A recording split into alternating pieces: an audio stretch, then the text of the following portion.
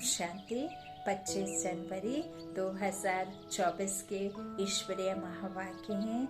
आज के साकार मुरली के सार में निराकार शिव परम पिता परमात्मा बेहद के वर्षा देने वाले दादा राम ने हम बच्चों से मुरली के सार में कहा, मीठे बच्चे, तुम्हें वंडर खाना चाहिए।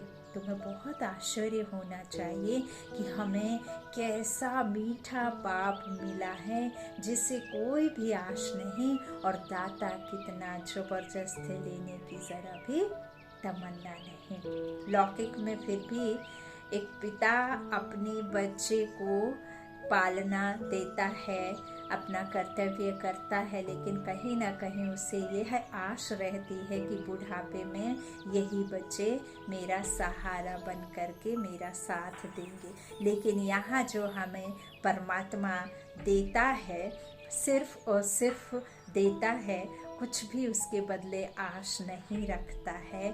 बाबा कहते हैं तो तुम्हें कितना आश्चर्य होना चाहिए। हमें 21 जन्म की राजाई देते हैं, आधे कल्प का सुख देते हैं, 2500 वर्ष हमें किसी प्रकार की कोई किसी भी तरह की प्राप्ति की कोई इच्छा नहीं रहती है। जहाँ कोई अप्राप्त वस्तु नहीं, वह बाबा हमें देश और राज्य का भाग्य संभालने के लिए देते हैं। तो बाबा कहते हैं कितनी तुम्हें वंडर खाना चाहिए। प्रश्न है मुरली का, बाप का वंडरफुल पार्ट कौन सा है? 100% निष्कामी बाप किस कामना से सृष्टि पर आया है? उत्तर में बाबा ने कहा, बाबा का वंडरफुल पार्ट है पढ़ाने का। वह सर्विस के लिए ही आते हैं, पालना करते हैं, पुचकार देकर कहते हैं मीठे बच्चे यह करो, ज्ञान सुनाते हैं, लेते कुछ नहीं। 100% निष्कामी भाव को कामना हुई है, मैं अपने बच्चों को जाकर रास्ता बताऊं, सृष्टि के आदि मध्य अंत का समाचार सुनाऊं, बच्चे गुणवान बने, बाप की यही कामना है। अब वो दाता है, ज्ञान का सागर है, लेकिन वो दाता और ज्ञान का सागर अपने पास ज्ञान रख करके करेगा क्या? क्योंकि उसे तो इस विश्व पर जन्म मरण की दुनिया में या इस संसार में कोई राजाई के लिए जन्म लेकर के राजाई करना नहीं है। तो बाबा कहते हैं कि मेरी यही कामना रहती है कि मैं बच्चों को रास्ता बताऊं और आदि मध्य अंत का राज सुनाऊं, समाचार सुनाऊं और उन्हें गुणवान बनाऊं। ओम शांति।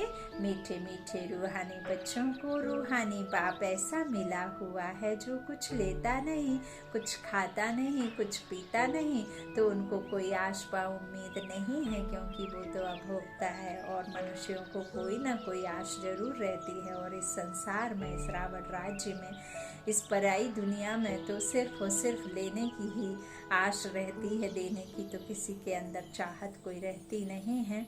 तो बाबा कहते हैं इस तरह से मनुष्यों को तो कुछ ना कुछ आश रहती है। इस संसार में जितने भी रिश्ते, जितने भी संबंध हैं ना, बिना स्वार्थ के कोई रिश्ता नहीं है, सिर्फ परम पिता परमात्मा के। तो बाबा कहते हैं धनवान बने, फलाना बने, ऐसे इधर दुनिया में लोगों की आस रहती है, उनको कोई आश नहीं, वह भोगता है। किसको? परमात्मा को। तुमने सुना था एक साधु कहता है मैं कुछ खाता पीता नहीं। यह तो जैसे कॉपी करते हैं, सारे विश्व में एक ही बाप है जो कुछ लेता करता नहीं। तो बच्चों को ख्याल करना चाहिए कि हम किसके बच्चे हैं, बाप कैसे आकर इनमें प्रवेश करते हैं। खुद की कोई तमन्ना नहीं, खुद तो गुप्त हैं, उनकी जीवन कहानी को तुम बच्चे ही जानते हो। तुम्हारे में भी थोड़े हैं जो पूरी रीति समझते हैं। दिल में आना चाहिए कि हमको ऐसा बाप मिला है जो कुछ खाता, ना पीता, ना लेता, कुछ भी उनको दरकार नहीं। ऐसा तो कोई हो नहीं सकता। एक ही निराकार ऊंचते ऊंच भगवान ही गाया हुआ है, उनको ही सब याद करते हैं। वह तुम्हारा बाप भी अभोक्ता, टीचर भी अभोक्ता, तो सतगुरु भी अभोक्ता, कुछ भी लेते नहीं, लेकर वह क्या करेंगे? यह भी वंडरफुल पाप है। अपने लिए जरा भी आश नहीं, ऐसा कोई मनुष्य होता नहीं। मनुष्य को तो खाना, कपड़ा आदि सब चाहिए, मुझे कुछ नहीं चाहिए। मुझे तो बुलाते हैं कि आकर पतितों को पावन बनाओ। मैं हूँ निराकार, मैं कुछ नहीं लेता।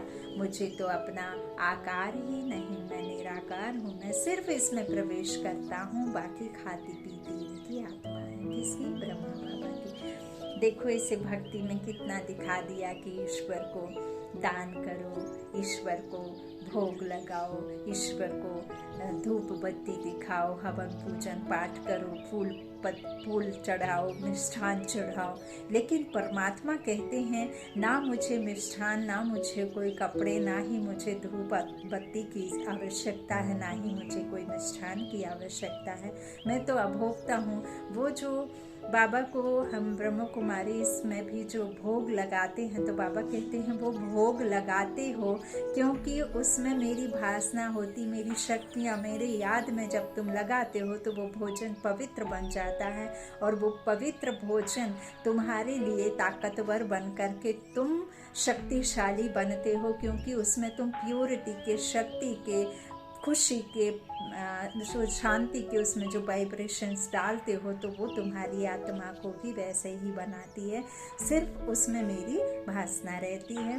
बाकी बाबा कुछ खाए पिए ले दे इस तरह से नहीं। तो बाबा ने जो भक्ति में यथार्थ बताया कि जो मिष्ठान चढ़ाने का रिवाज आ गया, वो मुख के मीठे बोलों की मिठाई सदा सबको खिलाते रहो, मीठा बोलो। जो मन की मैल है, जो आजकल ना जाने कितने प्रकार के उनके ऊपर में नशे की चीज़ें चढ़ाते रहते हैं, तो परमात्मा कहते हैं ये देह का अहंकार, अहम चढ़ाओ, इस ऊपरी चमड़े को चढ़ाओ। जो बेल्ट आदि चप्पल जूते बाहर उतारने की प्रथा रखी, तो उसमें बाबा कहते हैं ये देह का भान चढ़ा करके मैं आत्मा हूँ। जहाँ मस्तक पर तिलक रखते हैं वो मस्तक पर तिलक रखते मैं आत्मा हूँ, परमात्मा की संतान हूँ। तो इस देह भान को चढ़ाओ। मन के अंदर मैलापन जो है, किसी के प्रति द्वेष घृणा भावना है, जो आपके मन में अशुद्धता है, उसे चढ़ाने की बात कही तो उसकी जगह फिर कुछ और करने लगे। प्योरिटी नारियल आदि की जो अंदर में देखो एक आत्मा का प्रतीक है, जो तोड़ते हैं कि अंदर ये ऊपरी जो दिखावा है उसे हटाओ, फिर अंदर प्योरिटी को दिखाओ। तो इस तरह से अलग अलग कथाएं, अलग अलग दंत कथाएं बना दी गई हैं। लेकिन परमात्मा कहते हैं कि मैं तो निराकार हूँ, अभोक्ता हूँ। अगरबत्ती जलाते हो लेकिन खुशबू तो तुम लेते हो, मैं थोड़े ना लेता हूँ। तुम फूल चढ़ाते हो तो खाते तो तुम हो, हम थोड़े ना खाते हैं। और अब तो देखो उसका भी एक तरह से बिजनेस हो गया। आप अगरबत्ती कुछ फल मिष्ठान चढ़ाते, कपड़े चढ़ाते तो उसको रीसेल कर दिया जाता है। तो एक तरह से यह भी परमात्मा भगवान देखो हम बच्चों की कैसे न कैसे किसी तरीके से द्वापर से लेकर कलयुग के अंत तक पालना करते हैं, शरीर निर्वाहार्थ एक तरह से शास्त्र पढ़ते हैं, पर कुछ भी किसी तरह से जो पूजा पाठ आदि होते हैं तो उससे उनका परिवार चलता है। तो भगवान देखो बाजारों में बिक भी जाता है और अपने बच्चों की पालना, लेकिन वो कैसे भी करता है। अब तो इतना हो गया है, पहले तो एक सार्वजनिक मूर्ति रखा करते थे गणपति की, दुर्गा की। आजकल तो देखो कि जगह जगह हर एक गली कूचे में हर 10 फीट की दूरी पर वो गणपति को विराजमान कर देते हैं, चंदा लेते हैं और उस चंदे से भी गलत काम करते हैं। तो इस तरह से बाबा कहते हैं कि ये भक्ति में होना ही है, इसमें भी ये ड्रामा है, ये कोई दोष किसी को दे नहीं सकते। बाबा कहते हैं मैं सिर्फ इसमें प्रवेश करता हूँ, बाकी खाती पीती इनकी आत्मा है, मेरी आत्मा को कुछ भी आश नहीं है। हम सिर्फ इसके लिए ही आते हैं, सोच करना होता है। कैसा वंडरफुल खेल है, एक बाप सबका प्यारा है, उनको जरा भी आश नहीं, सिर्फ आकर पढ़ाते हैं, पालना करते हैं, पुचकार देते हैं, मीठे बच्चे यह करो। कभी भी बाबा कड़वा नहीं कहते, मीठे बच्चे, प्यारे बच्चे, सिकिल दे बच्चे, हाँ यही सब कहते हैं। तो ज्ञान सुनाते हैं, लेते कुछ नहीं। करन करावन हार बाप ही है, समझो कुछ बाबा को दिया, वह क्या करेंगे, टोली लेकर खाएंगे। श्री बाबा को शरीर ही नहीं तो लेवे कैसे। और सर्विस देखो कितने करते हैं, सबको अच्छी अच्छी मत देकर बुलबुल बनाते हैं। बच्चों को वंडर खाना चाहिए, बाप तो है ही दाता। दाता भी कितना जबरदस्त, और कोई तमन्ना नहीं। ब्रह्मा को भलफुरना है, इसमें बच्चों की, इतने बच्चों की संभाल करनी है, खिलाना पिलाना है, पैसा जो भी आता है वह शिव बाबा के लिए ही आता है। हमने तो सब कुछ स्वाहा कर दिया। बाप की श्रीमत पर चल, अपना सब कुछ सफल कर भविष्य बनाते हैं। सफल करना और दान करने में बहुत फर्क है।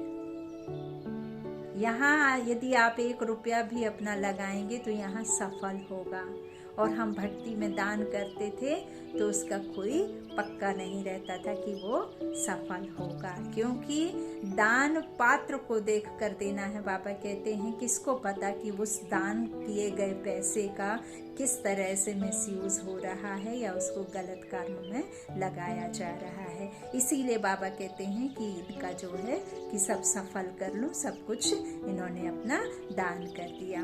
तो बाबा कहते हैं इस तरह तुम बच्चे ही जानते हो, है ना। तो यही फुरना है कि रास्ता बताऊं। बाबा कहते हैं भविष्य बनाते हैं, दान करके सफल करते हैं। बाप तो 100% निष्कामी है, सिर्फ यही फुरना है कि सबको जाकर रास्ता बताऊं।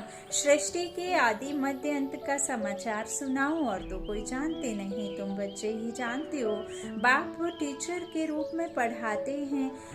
बाबा कहते हैं फी आदि कुछ लेते नहीं, तुम शिव बाबा के नाम पर लेते हो, वहाँ रिटर्न में मिलता है। बाबा में यह तमन्ना है क्या कि हम नर से नारायण बने। बाप तो नामानुसार पढ़ाते हैं, ऐसा नहीं कि उनको आश है कि हम उच्च तख्त नशीन बने, नहीं। सारा मदार है पढ़ाई पर, दैवी गुणों पर। जितना दैवत्व आप में अंदर आएगा उतना आपके अंदर में जो भी दैवी गुण आएंगे तो आपको उतनी ऊंची राजाई मिलेगी। और फिर औरों को भी पढ़ाना है। बाप देखते हैं ड्रामानुसार, कल्प पहले मिसल इनकी जो एक्ट चलती है साक्षी होकर देखते हैं। बच्चों को भी कहते हैं तुम साक्षी होकर देखो, अपने को भी देखो। हम पढ़ाते हैं व नहीं, श्रीमत पर चलते हैं व नहीं, औरों को आप समान बनाने की हम सर्विस करते हैं व नहीं। बाप तो इनके मुख का लोन लेकर बोलते हैं। आत्मा तो चैतन्य है ना, मुर्दे में तो बोल ना सके। बाबा कहते हैं अब कोई शरीर में आत्मा नहीं है, मुर्दा है, तो उसमें थोड़े ना बोल सकेंगे, जरूर चैतन्य में ही आएंगे। तो बाप कितना निष्कामी है, कोई आश नहीं। लौकिक बाप तो समझते हैं बच्चे बड़े होंगे फिर मुझे खिलाएंगे, इनकी तो कोई तमन्ना नहीं। जानते हैं मेरा ड्रामा में पाठ ही ऐसा है, सिर्फ आकर पढ़ाता हूँ, यह भी नूत है। मनुष्य ड्रामा को बिल्कुल नहीं जानते। बाबा कहते तुम बच्चों को यह निश्चय है कि बाप ही हमको पढ़ाते हैं। यह ब्रह्मा भी पढ़ते हैं, जरूर यह सबसे अच्छा पढ़ते होंगे। यह भी अच्छा मददगार है शिव बाबा का। हमारे पास तो कुछ धन है नहीं, बच्चे ही धन देते हैं और लेते हैं, और वो भी बच्चे देते हैं बच्चे लेते हैं तो बच्चों के लिए ही है, उसमें शिव बाबा का तो कोई फायदा नहीं। 2 मुट्ठी देते हैं और भविष्य में लेते हैं।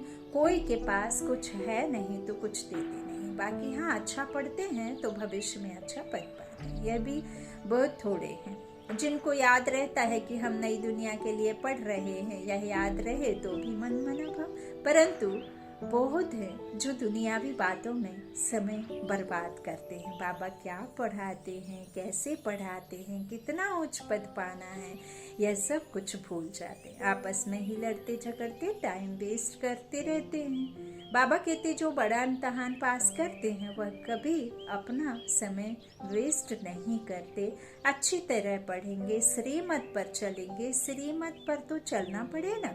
बाप कहते हैं तुम तो ना फरमान बरदार हो, श्रीमत देता हूँ, बाप को याद करो तो भूल जाते हो, यह तो कमजोरी कहेंगे। बाबा कहते हैं माया एकदम नाक से पकड़कर डसकर सिर पर बैठ जाती है। यह युद्ध का मैदान है ना, अच्छे बच्चों पर माया जीत पा लेती है। फिर नाम कितना बदनाम होता है। शिव बाबा का गायन भी है, गुरु का निंदक ठौर ना पाए। ऐसे माया से हराने वाले फिर ठौर कैसे पाएंगे।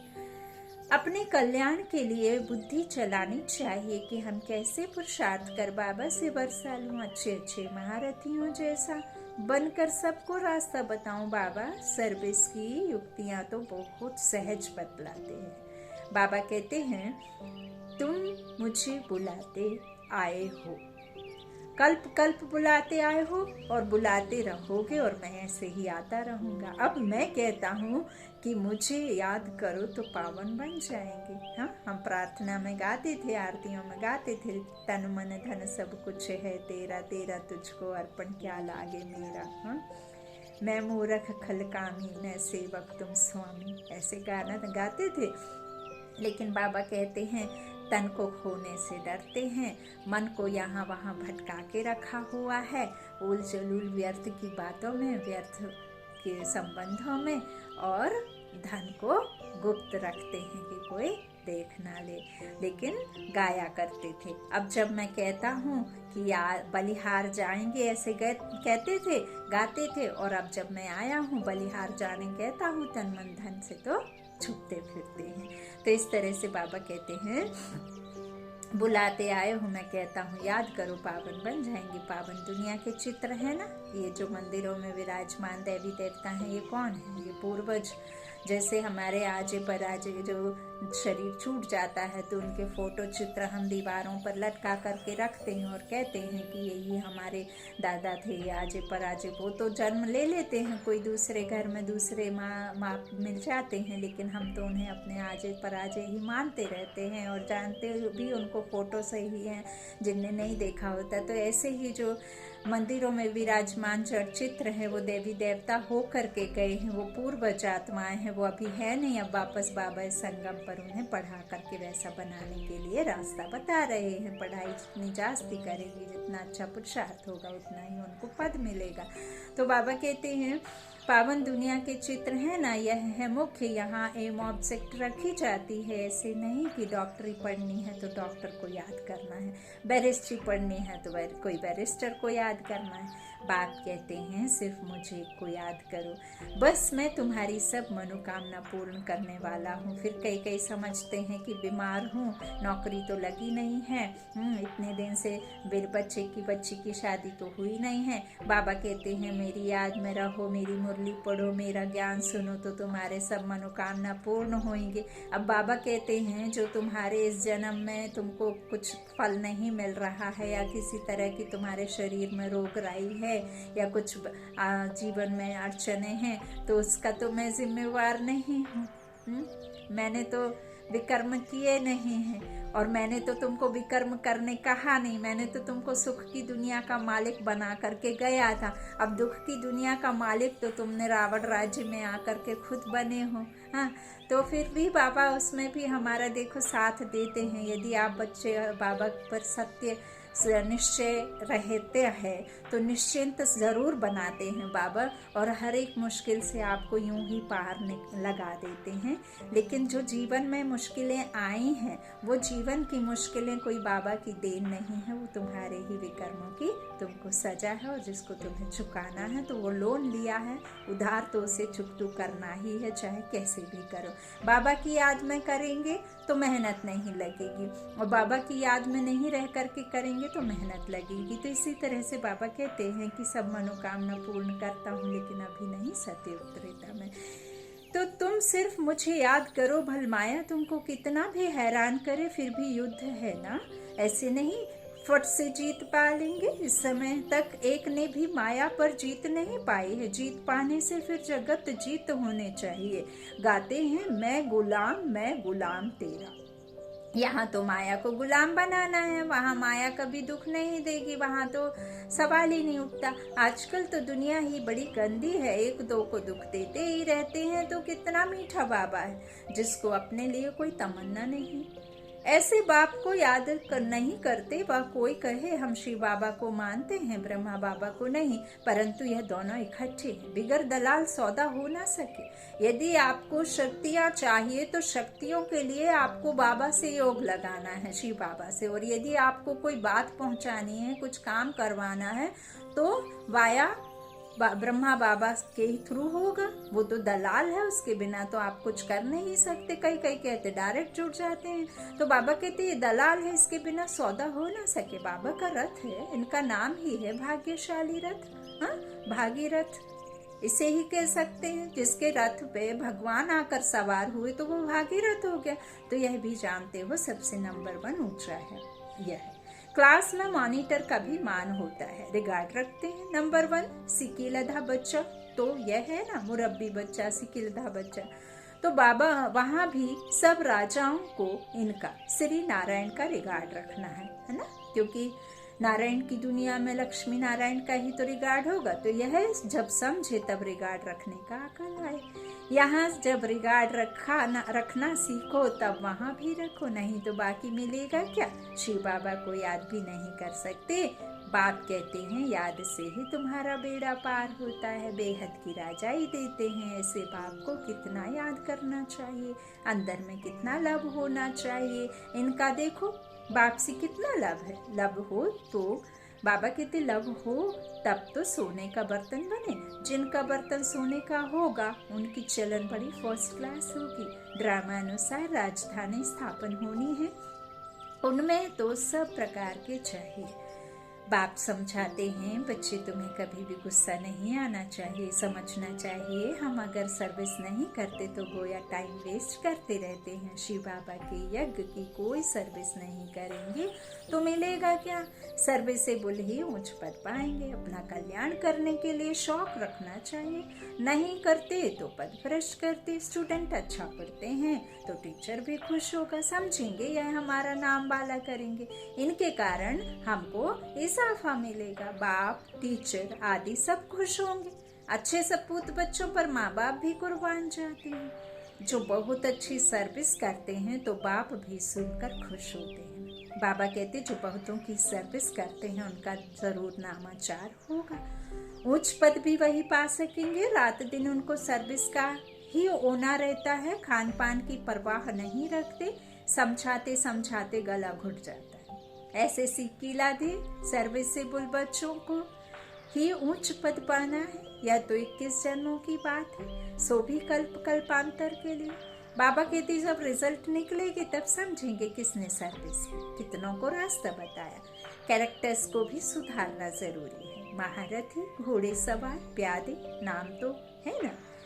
सर्विस नहीं करते तो समझना चाहिए हम प्यादे हैं। ऐसा कोई ना समझे कि हमने धन से मदद की है इसलिए हमारा पद ऊंचा होगा, यह बिल्कुल भूल है।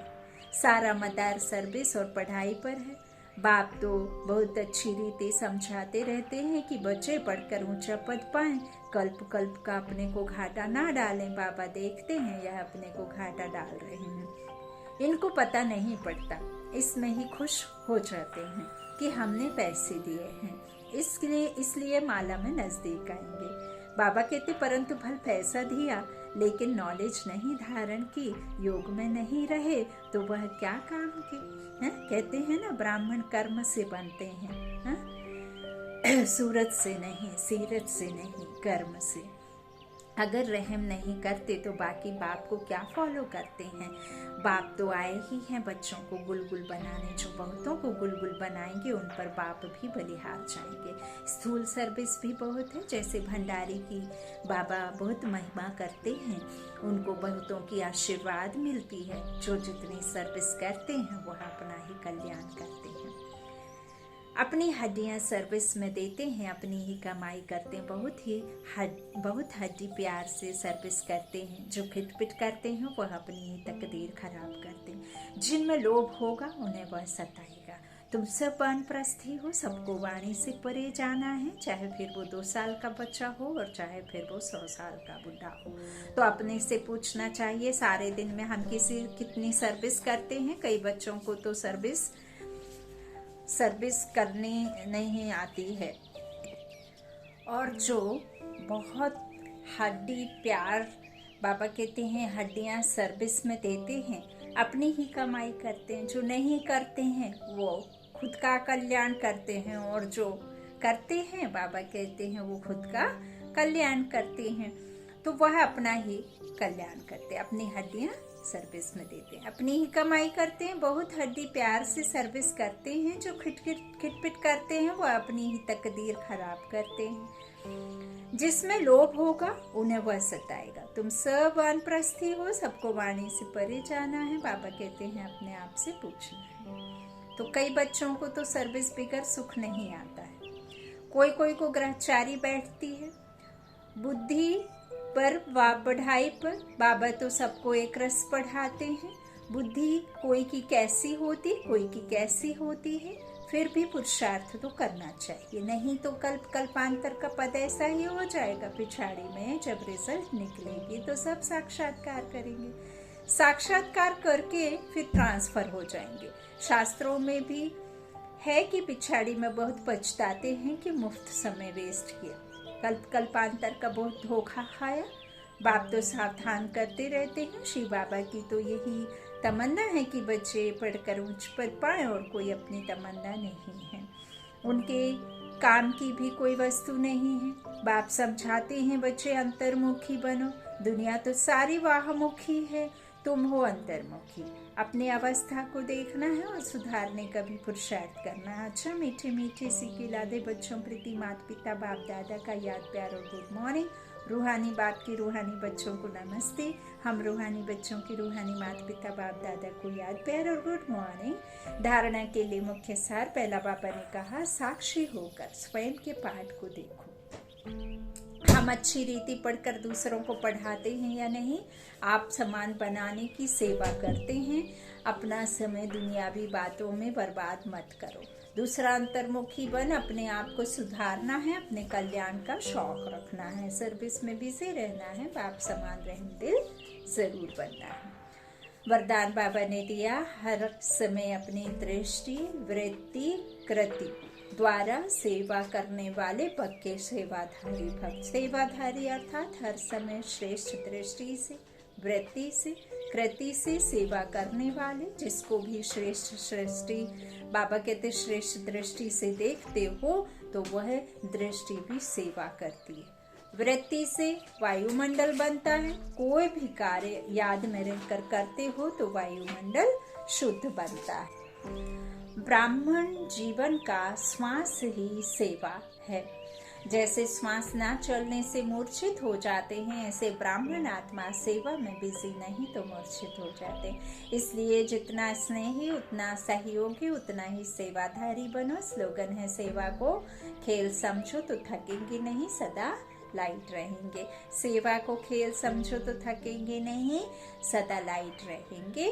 अव्यक्ति साइलेंस द्वारा डबल लाइट फरिश्ता स्थिति का अनुभव करो। सदा डबल लाइट स्थिति में रहने वाले निश्चय बुद्धि निश्चिंत होंगे।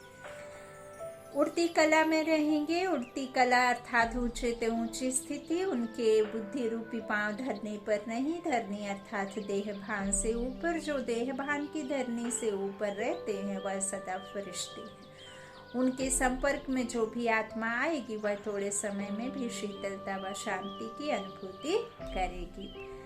आपके पास में जो है वही दूसरों को दिखेगा, और यदि आपके पास जो नहीं है वो दिखाएंगे तो भी सामने वाला समझ लेता है।